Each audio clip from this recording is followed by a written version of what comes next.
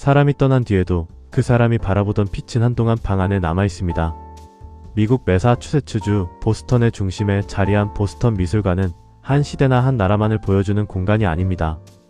이집트의 관과 그리스 조각, 일본의 파나와 중국의 불상, 유럽의 오래된 회화와 미국의 초상, 인상주의의 빛과 현대미술의 질문까지 수천 년 동안 인간이 무엇을 두려워하고 무엇을 사랑하며 무엇을 남기고 싶어 했는지가 100여 개가 넘는 전시실을 따라 천천히 이어집니다.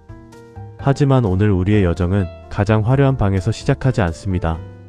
창가의 낮은 빛과 한 여인의 고요한 옆모습, 그리고 탁자 위에 놓인 푸른 찻잔 하나에서 시작합니다. 이 그림 앞에서는 먼저 푸른 찻잔보다 흰옷을 입은 여인이 보입니다. 여인은 우리를 바라보지 않습니다. 고개를 조금 들고 자기 앞에 놓인 작은 세계 안에 머물러 있습니다.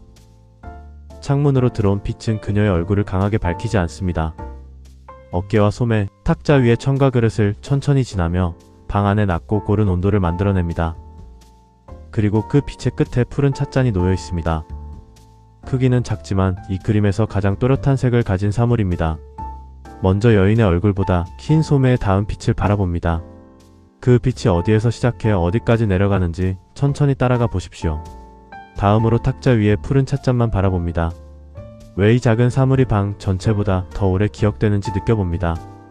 마지막으로 여인의 시선이 향한 곳을 상상합니다. 그 순간 이 그림은 차를 마시는 여인의 장면이 아니라 아무에게도 방해받지 않고 자기 안에 잠시 머무는 한 사람의 오후로 바뀝니다. 내 자매는 같은 방 안에 있지만 서로 가까이 모여 있지 않습니다. 어린 동생은 앞쪽에 빛에 앉아있고 두 언니는 뒤편의 어둠 속으로 물러나 있습니다. 거대한 도자기와 넓은 빈 공간은 아이들을 보호하기보다 조금씩 삼키는 듯합니다. 이 초상은 한 가족의 단란함보다 성장할수록 서로 다른 내면으로 멀어지는 자매들의 시간을 보여줍니다. 바다에 빠진 소년과 그를 구하려는 사람들, 물속에서 입을 벌린 상어가 한순간에 맞부딪힙니다. 시선은 공포에 멈추지만 곧 배 위에서 손을 뻗는 사람들에게 이동합니다. 이 작품은 위험의 장면이면서 동시에 한 인간을 구하기 위해 여러 사람이 동시에 움직이는 연대의 장면입니다. 작은 배에는 어부한 사람과 무거운 넙치 두 마리가 실려 있습니다. 멀리 있는 큰 배는 이미 희미해지고 뒤편에서는 안개가 다가옵니다. 그는 오늘의 수확을 얻었지만 무사히 돌아갈 수 있을지는 알 수 없습니다. 이 그림은 성공과 위험이 얼마나 자주 같은 배에 실리는지를 보여줍니다. 붉은 태양과 폭풍에 뒤엉킨 바다는 처음에는 장엄한 풍경처럼 보입니다. 그러나 물 위의 사슬과 팔다리를 발견하는 순간 아름다움은 공포로 뒤집힙니다.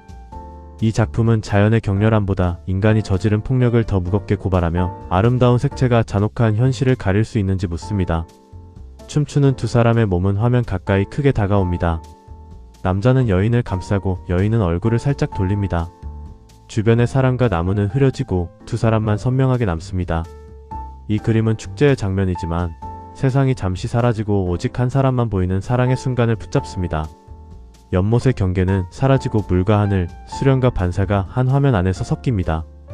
어디까지가 실제 꽃이고 어디부터가 물에 비친 빛인지 분명하지 않습니다. 모네의 연못 앞에서는 풍경을 이해하려는 마음이 느려지고 바라보는 행위 자체가 조용한 명상이 됩니다.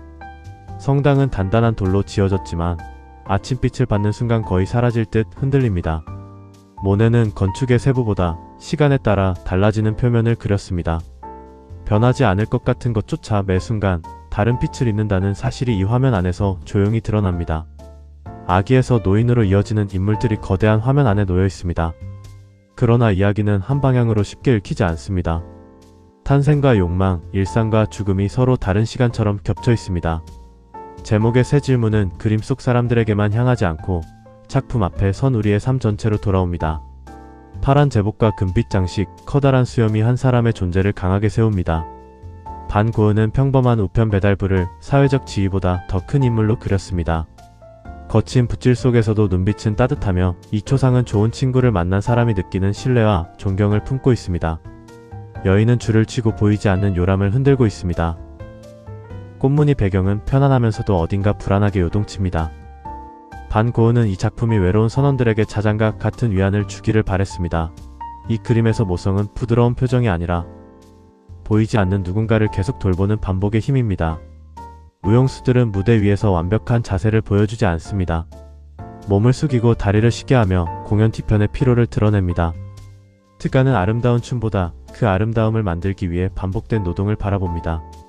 이 작품은 우아함도 결국 지친 몸에서 태어난다는 사실을 말합니다.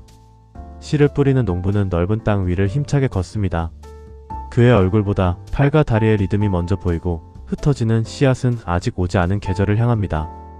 이 그림은 노동을 고단한 현실로만 보지 않고 보이지 않는 미래를 믿으며 오늘의 땅에 무언가를 맡기는 행위로 보여줍니다. 두 여인은 울창한 잎을 배경으로 나란히 서서 우리를 바라봅니다. 프리다 칼로는 그들을 집안일을 돕던 사람으로만 그리지 않고 각자의 얼굴과 존엄을 지닌 주체로 세웠습니다. 비슷한 자세 안에서도 피부색과 표정은 다르게 살아있으며 이 초상은 함께 있다는 것과 서로 다르다는 것을 동시에 보여줍니다. 작은 화가는 방 한쪽에 서 있고 거대한 캔버스가 화면의 중심을 차지합니다. 그는 아직 붓을 대지 못한 듯 캔버스를 바라봅니다. 이 그림은 창작의 결과보다 시작 직전의 두려움과 거리를 보여줍니다. 때로 예술가에게 가장 큰 대상은 세상이 아니라 아직 아무것도 그려지지 않은 빈 화면입니다. 작은 개 한 마리가 조용히 웅크려 있습니다. 극적인 사건도 특별한 상징도 없지만 털의 감촉과 낮은 빛, 편안히 놓인 몸이 화면을 따뜻하게 만듭니다.